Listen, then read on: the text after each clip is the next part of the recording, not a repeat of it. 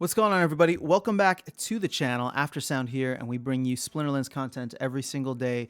We also stream over on Twitch at This Is Aftersound, so come by, say hello. We do giveaways every stream, and we do giveaways every week here on the channel.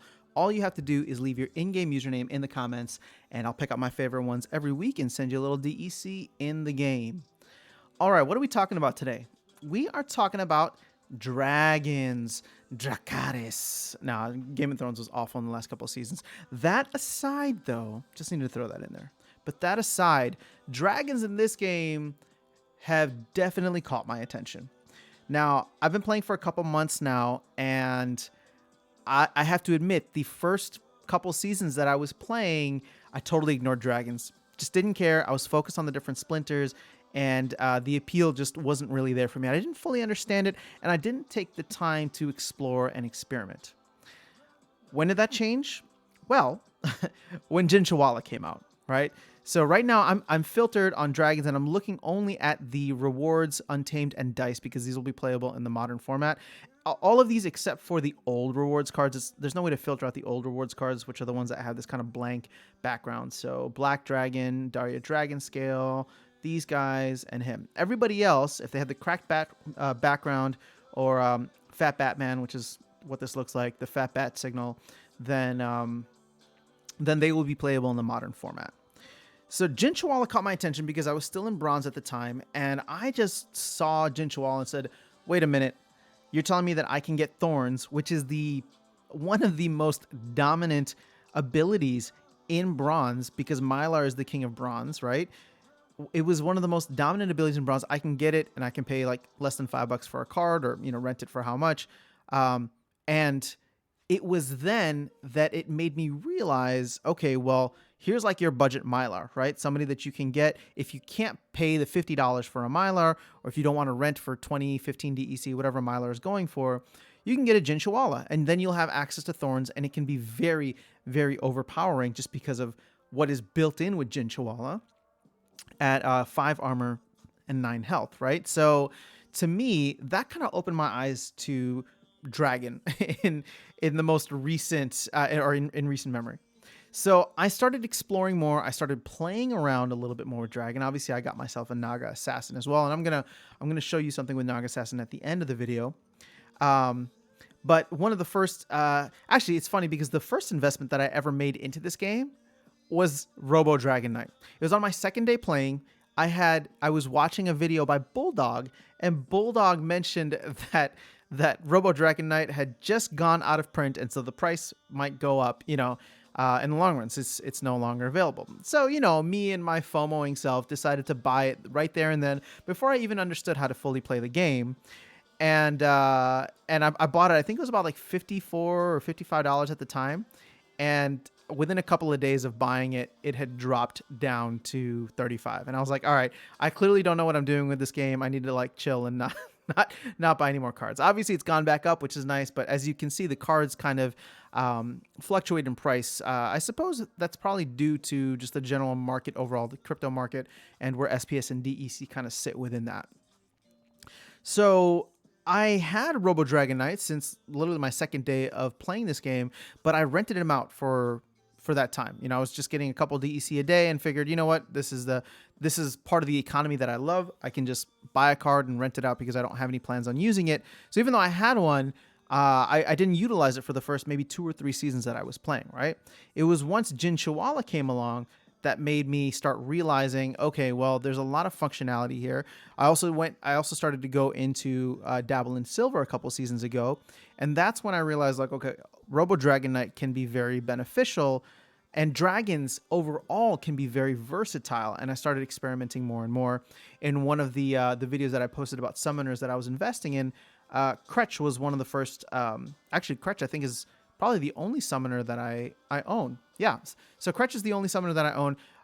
Kretch is special to me even without a summoner buff, just because he is epic, and as I talked before, with his stats, he is one of the few that you can play. You can play level 3 rares in bronze, right? Most other, or actually all other, I shouldn't say most other, but I believe all other modern format summoners, you cannot play level 3 in bronze. You'll have to wait for level 3 rares to play in silver. Plus, since he is an epic summoner, it does take less overall cards or less BCX to level him up. And so I have a level 2 Crutch who I've been using somewhat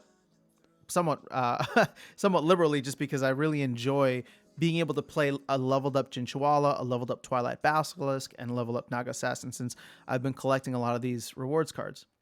This season as well, I have been playing with Brighton Bloom.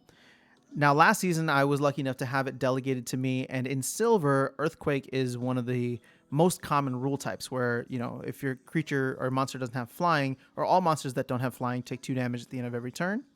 So Brighton Bloom was a nice addition and actually helped me win a ton of games. So this season, I haven't actually bought one, but I am renting one, and I feel like the rental price for a level 1 isn't bad. I don't even know what the rental price for a level 2 would be, but I'm just out of curiosity. If I was interested, where are you, Brighton?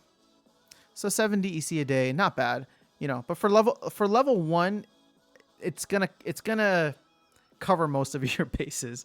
I should put it that way. It's gonna cover most of your bases in Silver for that rule set. Now, granted, if you have leveled up cards, you won't be able to play it with them, but yeah.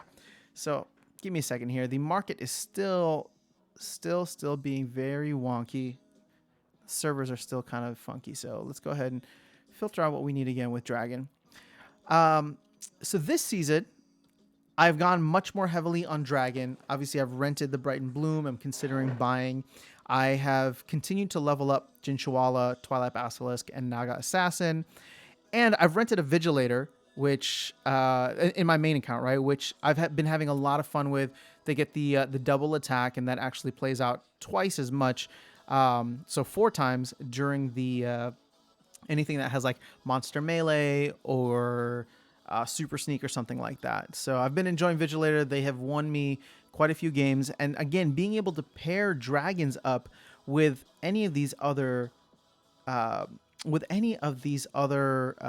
splinters has been super valuable, right? Like, one thing that I love about Robo Dragon Knight, for example, is the fact that he has Void built in.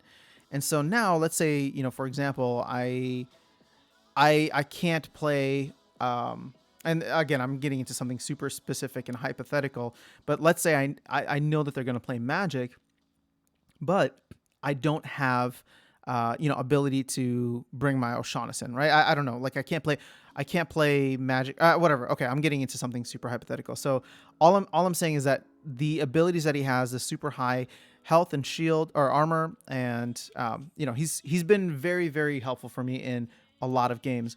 And I'm actually planning to mess around with some of the other dragons up here. I've seen I've seen the capabilities of Dragon Jumper. They have defeated me single-handedly in games. I haven't come across Diamond Dragon as much, but Diamond Dragon and Dragon Jumper are 2 other ones that I'll probably mess around with. If you were following the Budget Grind account, I rented a Byzantine Kitty, and Kitty's just great because speed matters so much. And actually, something I want to show you is this. So let's go ahead and we'll put this video to a close by going here, because I know the value of Naga Assassin. Okay. Well, you know what? I think servers are just really, really struggling right now.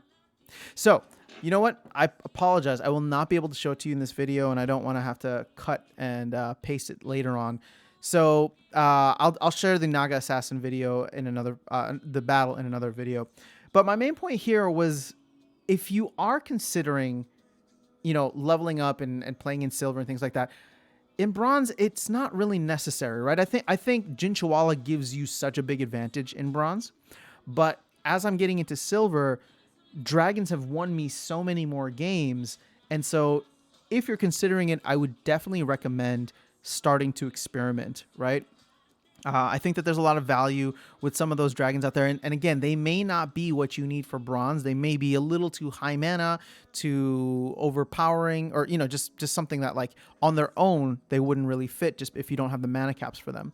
But it's been a fun little journey for me. And again, aside from Robo Dragon Knight and the new rewards cards, I haven't actually bought any of the cards. I haven't bought any of these dragon cards. I'm renting a Vigilator right now. I've rented Kitty. And I probably might, mess around with renting these guys. But again, it's only if it makes sense, right? It's only if it makes sense. I don't want to just be renting to rent. Right now I'm spending my rentals kind of playing around and testing around different summoners and different things like that. So it looks like there's definitely an issue with the servers. Nothing is popping up here. So I will share the other video, or the replay with Naga Assassin, where speed was just huge because I put her on the back line. I know I'm giving the spoilers now, but I put her at the back of the team, and Sandworm and Uraeus I think missed like 7 or 8 times.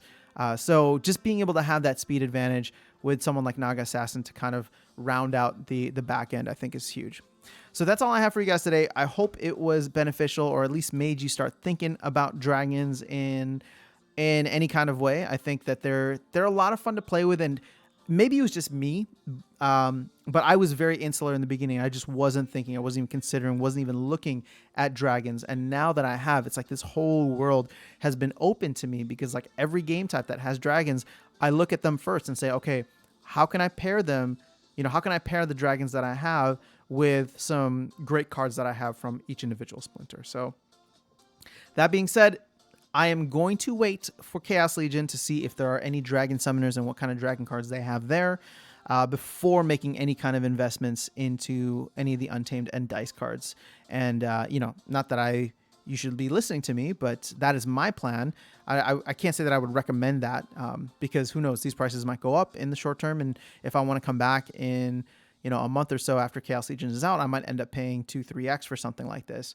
But for me, like I said, I'm taking the long-term approach. I want to be focused primarily on modern format for most of it. And so that's why I'm just starting with Chaos Legion as like my first real set of cards that I want to own and have maxed out cards across the board. Right. So that's my focus. Hopefully it was helpful for you guys. If it was, please consider liking and subscribing. Free and easy way to support the channel. Otherwise, I will see you guys in the next video and around the game. And yeah, have a good one.